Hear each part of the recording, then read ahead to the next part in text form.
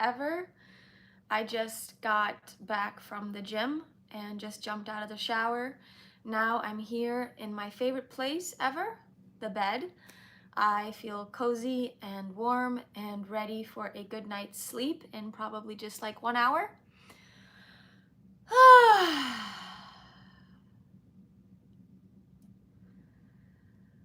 The theme, the theme today that feels alive and important is around authenticity. And I know that's really popular. It's like the really popular thing to talk about. But truly, I have noticed something this summer for myself when I was in Sweden. Something happened and something was different in me than before. I was not able to tolerate doing things that I really didn't want to do. I no longer know how to put up with and be in ways that don't feel genuine to me. So what happened to me is I would start crying with my family, with my dad. I would start just bursting out into tears with my family, which is kind of new for me. Hello, Joshua. So nice to have you here. I'm talking about authenticity today and my allergic reactions that I seem to get when I am not being authentic, when I am thinking that I need to be in a certain way in order to make others happy. When really I know deep down at my core that if I am being nice at the cost of me like not honoring my no, if I'm not listening to my no, if I'm not honoring my no, my sacred no, for the sake of being nice to whoever it is, then I am actually not being nice at all. It's not kind for us to do something that we are truly a full body no to, just for the sake of making somebody else happy. It never actually serves in the long run to do that. So I have a very close, deep relationship with my father.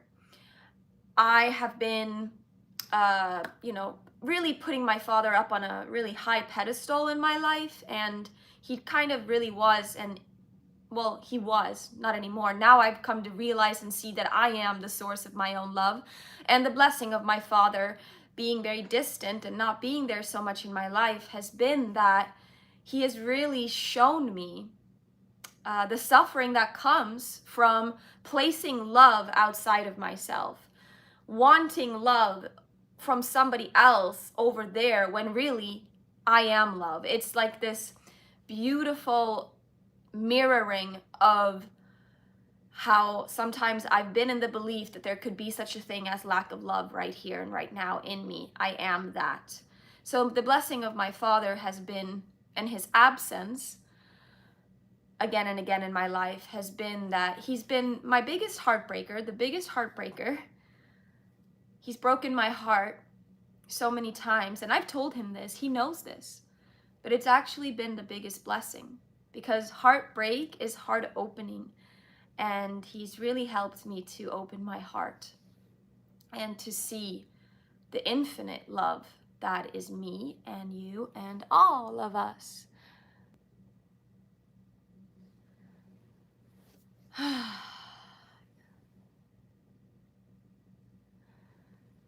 Self-love is the ultimate beautifier. Fuck all beauty products. Forget about all these, lotions and creams that we gotta buy, some women especially. It's like the ultimate gorgeous beauty enhancer is self-fucking love. So if you wanna be more sexy and beautiful, be kind and loving to yourself, respect yourself, honor yourself when you wake up in the morning, and how do you think about yourself when you look in the mirror? Do you love the reflection you see in the mirror? Obviously, this form is not our, biggest, most authentic self either, because we're actually formless. The eternal self is not form, but we are here for a very short while as a form, and we might as well love it so much, right? But so the importance of authenticity for me is something I've been reminded of, and how it's actually important for health, literally. Not being authentic, doing things we don't want to do, not living our purpose, not living my purpose, me not living my life's purpose is dangerous, actually. It almost feels like it can make this physical body weak and ill. And that's something that I noticed this summer, is that anytime I tried to do something that really wasn't what I was supposed to do, I got allergic reactions right away. It's like my soul will not allow me to do something that is a no. And so I really want to remind myself and all of us that there's no greater time than right now to do the thing that's a little bit scary, but that's also a part of our life's purpose. To be quite honest, doing a live like this is a little bit scary, but not really. But the part of it that feels scary for me, guys, if I'm really honest, is my articulation. And sometimes I feel like there's so much within me and there's so much I'm feeling and constantly like having downloads, but sometimes I notice the channel to deliver it in English words, in English, feels at times a little bit challenging. By the way, if you're in here and you're watching this, like this video. Or if you're watching this on the replay, like this video, give it a thumbs up right now. It encourages me to create more content as I get feedback. So my dad and I, thank you for receiving my words and listening to that. I appreciate it a lot. It just is encouragement, you know? My father and I split up when I was 6 or 7. We left to the United States. My mom married a new man. That was the first time I split up with him. A second time was when a woman moved into his life. She really wanted to be with him, and they got together, and it was really passionate. A third time was, well, he became a crystal meth addict. He injured himself and he got into drugs. And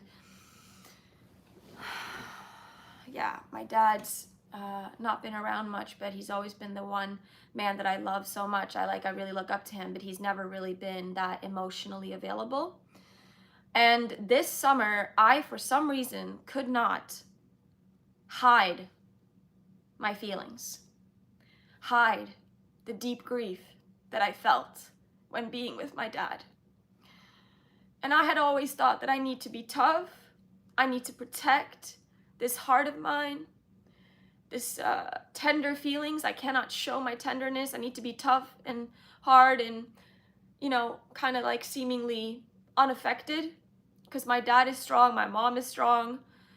I can't show these like tender feelings because they're like considered weak or something. It's like some sort of imprint I got. But this summer I couldn't not cry. I could not just feel the grief. It was hard for me to pretend to feel anything other than what I felt. And this is what I'm talking about, authenticity. Because if I tried to cover it up, it would just become like a system operating error. So long story short, I want to make this long story short. I feel like I can ramble all around here. I don't want to do that. This is going to be a practice for me, practice to talk and flow without really knowing what I'm going to talk about. Long story short, my father is such an epic man because I cried and I cried and I cried and I cried, and I even flipped out a few times. Broke down, totally broke down with my dad. And he was there with me. My dad was there with me. Like that feeling that I've always longed for with my dad, like just to feel my dad there, you know? Like my little girl.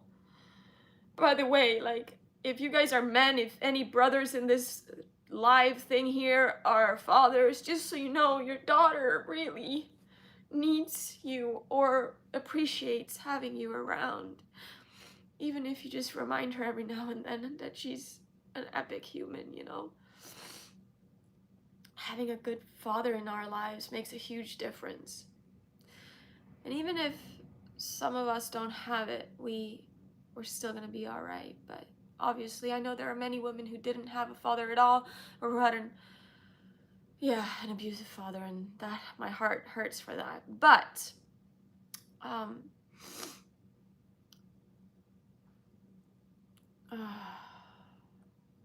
I feel fortunate, blessed, and privileged, and so deeply grateful that I have a father that would hold me in my vulnerability and in my tears and in my grief and in my softness. I didn't have a barrier this summer in my heart. There was no barrier here. I couldn't be that strong, unaffected Amanda anymore. Nothing worked. The armor over my heart is gone. And it's led to a very nourishing place, a much more grounded place, a much more calm place, actually. It feels more calm and relaxing now. So I guess this is the blessing of, this life. As the numbers go up, there's more deeper self-acceptance and self-love and loving all the parts and not resisting them, but feeling everything. And it's really an onion. It's like layer after layer. It's like an undressing. We're all here to undress and get fully naked and see that we're never separated and we've never been, and love is always here because it's our source.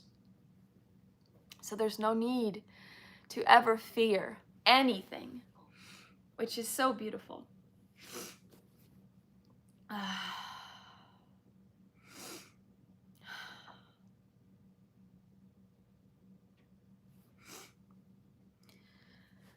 Okay, my friends, beautiful people on the live, and everybody else who watches the replay, thank you for listening.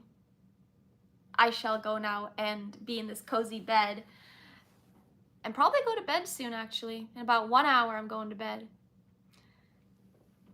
To any brothers out there, if you're ever going to be a father,